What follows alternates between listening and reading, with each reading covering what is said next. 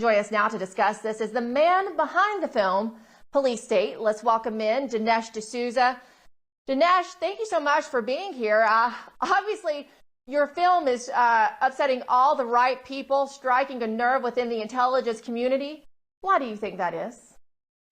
I think it's because the film, number one, has cinematic recreations of FBI raids that are done with clinical accuracy. The advantage of having people like Kyle Seraphin and Steve Friend is they know how these things would go down. And I wanted to stage these events in such a way that people watching from the FBI or the DHS would look at our movie and go, wow, that's exactly how that would have gone down. So the naked brutality that is part of our emerging police state is fully depicted in the movie. The other thing is although Trump is in the movie and January 6th is in the movie, we also focus on a lot of ordinary people who are not just going about their business. They might be moms who are interested in what's being taught to their kids, pro-life activists who like to go out to a clinic, try to persuade women not to have an abortion. And suddenly these people find themselves face to face with the police state. They experience what Orwell calls the boot stamping on the human face.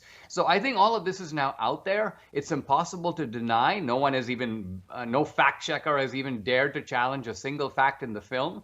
And so the authorities are a little nervous because they want to put out, our police state is in camouflage. You know, it pretends to be saving democracy and upholding the rule of law and affirming freedom and protecting truth against, misinformation and disinformation. And what the movie does is it just strips the facade, it rips off the veil, and you begin to see the kind of horrific things that are happening in this country to ordinary people. So in essence, you've created an optics and public relations problem, it seems to me, for the intelligence community and federal law enforcement. Yes, and they, in some ways, are even trying to retaliate against us. We're a difficult target for them because we're a movie. It's difficult to suppress a movie, but they're trying. Somebody convinced Walmart, for example, not to stock our DVDs. Now, Walmart has stocked all my previous films, so I don't think that this is a decision that they would make on their own. But again, who's putting them up to it?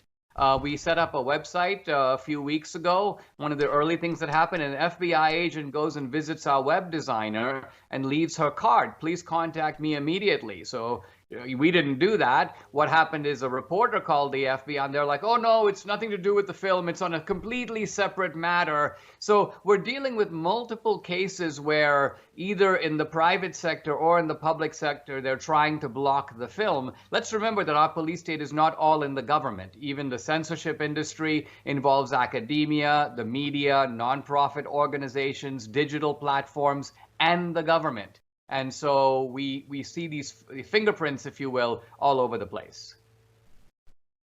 Dinesh, despite clearly this push to suppress your film by Walmart and Amazon, what has the reception been like? Well, the reception in the theater is fantastic. I mean, people were deeply moved by the film, many people crying, just because of the way in which people tell their own stories. We allow people to speak for themselves. In many cases, they have dash cam footage, surveillance footage, all of that is in the movie. So there's a kind of force of truth. And also people realize the magnitude of the problem. And in some senses, you feel a necessary helplessness because you realize there's not one way to fix it. Yeah, it can be fixed partly through the executive branch, but censorship needs to be fixed through the court. Other things need to be fixed through the legislature. Republicans need to be more active at the state level. So a lot of things need to happen to really roll back this police state.